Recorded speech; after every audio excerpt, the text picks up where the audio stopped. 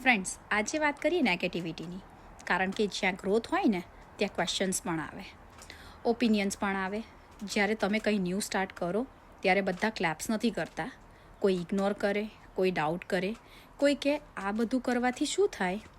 પહેલાં આ બધી વાત મને અફેક્ટ કરતી હતી. લાગતું હતું કે શાયદ હું રોંગ છું. પણ પછી એક સિમ્પલ વાત સમજાઈ. લોકો તમારા રિઝલ્ટ્સ જોઈને બિલીવ કરશે, તમારી સ્ટાર્ટિંગ જોઈને નહીં. જો તમે દરેકને સેટિસ્ફાય કરવા જશો તો તમે તમારી લાઈફ બિલ્ડ નહીં કરી શકો. અને જો તમે તમારી લાઈફ બિલ્ડ કરવા લાગશો તો બધાને જવાબ ઓટોમેટિકલી મળી જશે.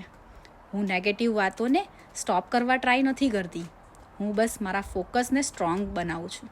કારણ કે નોઇઝ બધી જ જગ્યાએ હોય છે, પણ ડાયરેક્શન આપણે ચૂઝ કરીએ છીએ.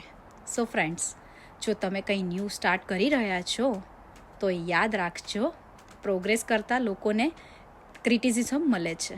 સ્ટેન્ડિંગ સ્ટીલ લોકોને કોઈ નોટિસ પણ નથી કરતું. Keep going, keep learning, keep trusting your self. તમારી જર્ની તમે જ લખશો, બીજાનું ઓપિનિયન નહીં. Thank you friends. C you inside. જય શ્રી કૃષ્ણ.